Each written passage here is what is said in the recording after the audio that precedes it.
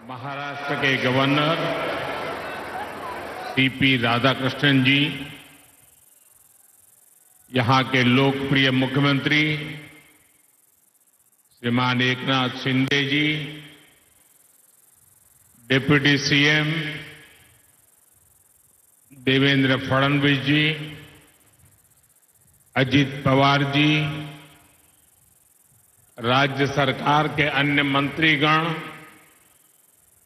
सांसद, विधायक,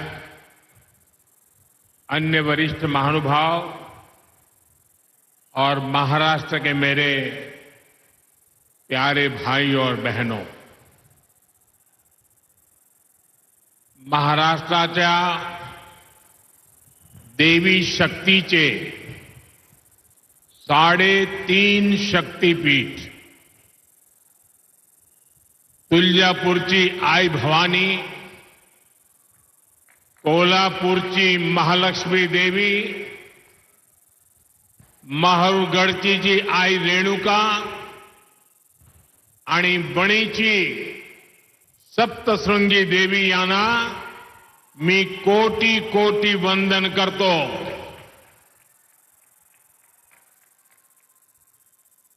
मैं ठाणे की धरती पर श्री कोपिनेश्वर के चरणों में प्रणाम करता हूं.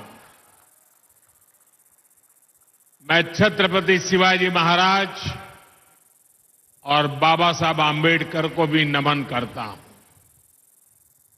भाइयों बहनों, आज एक मोठी आनंदाची बातमी घेऊन मी महाराष्ट्रात आलो आहे. केंद्र सरकारने आमच्या मराठी भाषेला अभिजात भाषेत दर्जा दिला आहे. ये केवल मराठी और महाराष्ट्र का ही सम्मान ऐसा नहीं है, ये उस परंपरा का सम्मान है जिसने देश को ज्ञान, दर्शन, अध्यात्म और साहित्य की समृद्ध संस्कृति दी है. मैं इसके लिए देश और दुनिया में मराठी बोलने वाले सभी लोगों को बधाई देता हूं. साथियों, नवरात्रि में मुझे एक के बाद एक अनेक विकास कार्यों के लोकार्पण और शिलान्यास का सौभाग्य भी मिल रहा है. ठाणे पहुंचने से पहले मैं वाशिम में था. वहां देश के 9.5 करोड़ किसानों को किसान सम्मान निधि जारी करने और कई विकास परियोजनाओं के लोकार्पण का अवसर मुझे मिला. अब ठाणे में महाराष्ट्र के आधुनिक विकास के कई बड़े कीर्तिमान गढ़े जा रहे हैं.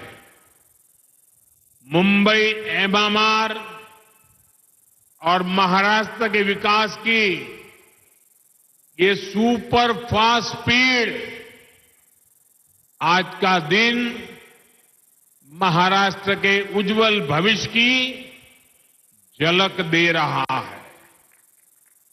आज महायुति सरकार ने मुंबई एमएमआर में 30,000 करोड़ रुपए से ज्यादा के प्रोजेक्ट शुरू किए हैं. आज 12,000 करोड़ रुपए से ज्यादा की ठाणे इंटीग्रल रिंग मेट्रो का भी शिलान्यास हुआ है.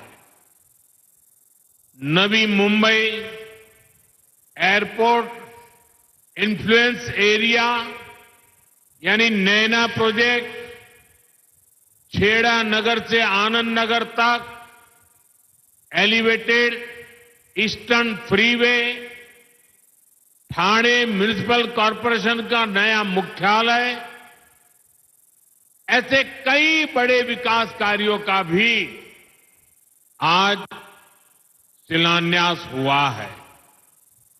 ये विकास कार्य मुंबई और ठाणे को आधुनिक पहचान देंगे।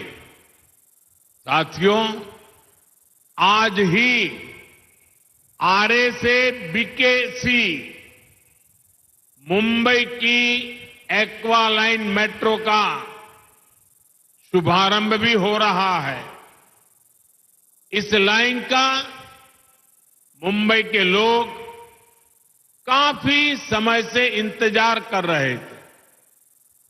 मैं आज जापान सरकार का भी आभार व्यक्त करना चाहता हूं। जापान ने जापानीज इंटरनेशनल कोऑपरेशन एजेंसी के जरिए इस प्रोजेक्ट में बहुत सहयोग दिया है। इसलिए ये मेट्रो एक तरह से भारत जापान मित्रता की भी प्रतीक है। भाइयों बहनों, ठाणे से बाला साहब ठाकरे को विशेष लगाव था। ये स्वर्गीय आनंद दिघे जी का भी शहर है। इस शहर ने देश को आनंदीबाई जोशी जैसी देश की पहली महिला डॉक्टर दी थी। आज हम इन विकास कार्यों के जरिए इन महान विभूतियों के संकल्प को भी पूरा कर रहे हैं। मैं इन सभी विकास कार्यों के लिए ठाणे मुंबई के सभी लोगों को, महाराष्ट्र के सभी लोगों को बधाई देता हूं। साथियों, आज हर देशवासी का एक ही लक्ष्य है, विकसित भारत। इसलिए हमारी सरकार का हर निर्णय, हर संकल्प, हर सपना विकसित भारत के लिए समर्पित है। इस लक्ष्य की प्राप्ति के लिए हमें मुंबई, ठाणे जैसे शहरों को फ्यूचर रेडी बनाना है। लेकिन इसके लिए हमें डबल मेहनत करनी पड़ रही है, क्योंकि हमें विकास भी करना है और कांग्रेस सरकारों के गड्ढों को भी भरना है। आप याद करिए, कांग्रेस और उसके सहयोगी मुंबई, ठाणे जैसे शहरों को किस तरफ लेकर जा रहे थे। शहर की आबादी बढ़ रही थी, ट्रैफिक बढ़ रहा था, लेकिन समाधान कोई नहीं था। मुंबई शहर देश की आर्थिक राजधानी, उसके थमने, ठप होने की आशंकाएं जताई जाने लगी थी। हमारी सरकार ने इस स्थिति को बदलने का प्रयास किया है। आज मुंबई महानगर में लगभग 300 किलोमीटर का मेट्रो नेटवर्क तैयार हो रहा है। आज मरीन ड्राइव से बांद्रा तक का सफर कोस्टल रोड से 12 मिनट में पूरा हो रहा है। अटल सेतु ने दक्षिण मुंबई और नवी मुंबई के बीच उस दूरी को भी कम कर दिया है। ऑरेंज गेट से मरीन ड्राइव भूमिगत टनल प्रोजेक्ट में तेजी आई है। ऐसे कितने ही प्रोजेक्ट हैं जो मैं गिनता जाऊं तो लंबा समय निकल जाएगा। वर्सोवा से Bandra sea bridge project, eastern freeway, Thane Borivali tunnel, Thane circular metro rail project, ऐसे प्रोजेक्ट से इन शहरों की तस्वीर बदल रही है। इसका बहुत बड़ा फायदा मुंबई के लोगों को होगा। इनसे मुंबई और आसपास के शहरों में मुश्किलें कम होगी। यहां रोजगार के नए मौके बनेंगे, यहां उद्योग धंधे बढ़ेंगे। साथियों, आज एक तरफ महायुति सरकार है जो महाराष्ट्र के विकास को ही अपना लक्ष्य मानती है। दूसरी ओर कांग्रेस और महाआघाड़ी वाले लोग हैं, उन्हें जब भी मौका मिलता है वो विकास के काम को ठप कर देते हैं। महाआघाड़ी वालों को विकास के कामों को सिर्फ लटकाना, अटकाना और भटकाना ही आता है। मुंबई मेट्रो खुद इसकी सबसे बड़ी गवाह है। मुंबई में मेट्रो लाइन 3 की शुरुआत देवेंद्र फडणवीस जी के मुख्यमंत्री रहते हुई थी। इसका 60% काम उनके कार्यकाल में हो भी गया था, लेकिन फिर महाआघाड़ी की सरकार आ गई। महाआघाड़ी वालों ने अपने अहंकार में मेट्रो का काम लटका दिया। 2.5 साल तक काम अटके रहने से प्रोजेक्ट की कीमत 14,000 करोड़ रुपए बढ़ गई। ये 14,000 करोड़ रुपया ये किसका पैसा था? क्या ये पैसा महाराष्ट्र का नहीं था? क्या ये पैसा महाराष्ट्र के नागरिकों का नहीं था? ये महाराष्ट्र के टैक्स पेयर्स की मेहनत का पैसा था।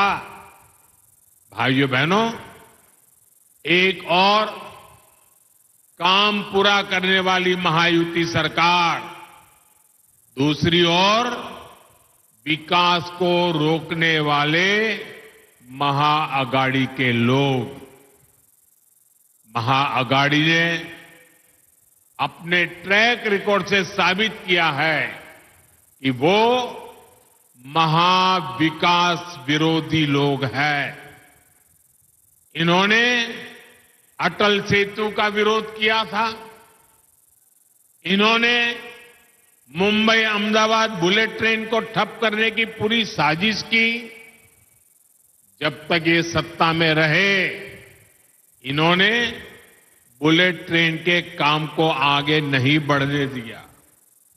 इन्होंने तो महाराष्ट्र के सूखाग्रस्त इलाकों में पानी से जुड़े प्रोजेक्ट तक को नहीं बख्शा। जो काम महाराष्ट्र के लोगों की प्यास बुझाने के लिए शुरू हुए थे, महाआघाड़ी सरकार ने उन्हें भी रोक कर रखा था। ये आपका हर काम रोक देते थे। अब आपको इन्हें रोक देना है। महाराष्ट्र में विकास के इन दुश्मनों को सत्ता के बाहर ही रोक देना है, सैकड़ों मील दूर रखना है। साथियों, कांग्रेस भारत की सबसे बेईमान और भ्रष्ट पार्टी है।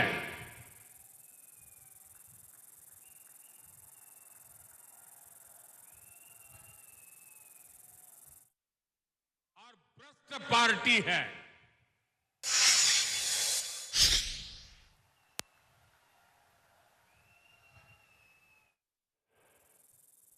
कांग्रेस का चरित्र नहीं बदलता। आप पिछले एक हफ्ते का हाल देख लीजिए। कांग्रेस के एक सीएम का जमीन घोटाले में नाम सामने आया है। उनके एक मंत्री महिलाओं को गालियां दे रहे हैं, उन्हें अपमानित कर रहे हैं।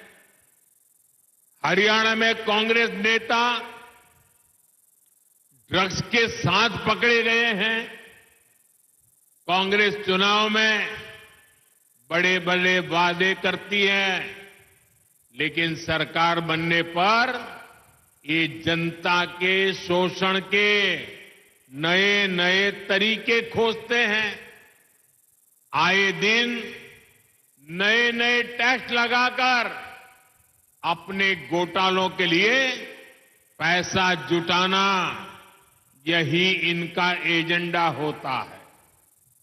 हिमाचल में तो कांग्रेस सरकार ने हद ही कर दी है।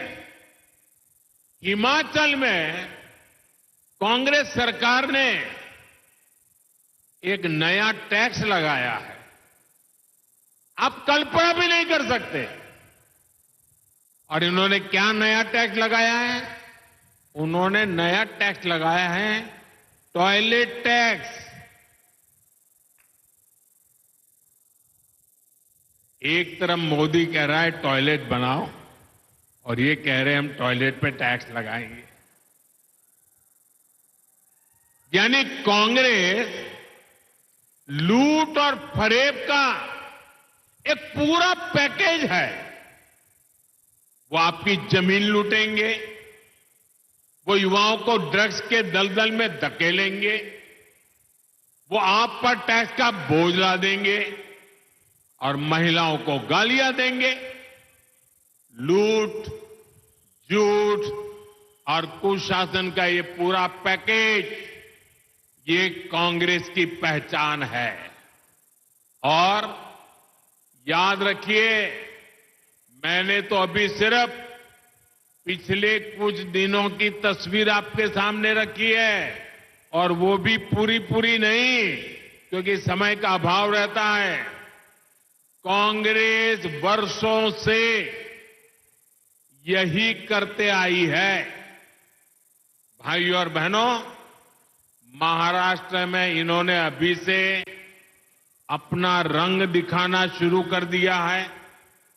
आप देखिए, महायुति सरकार ने महाराष्ट्र की महिलाओं के लिए लाड़की बहन योजना शुरू की।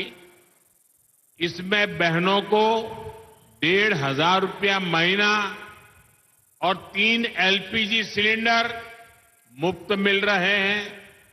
महाआघाड़ी वाले इसे हजम नहीं कर पा रहे हैं। वो इंतजार में है कि उन्हें मौका मिले।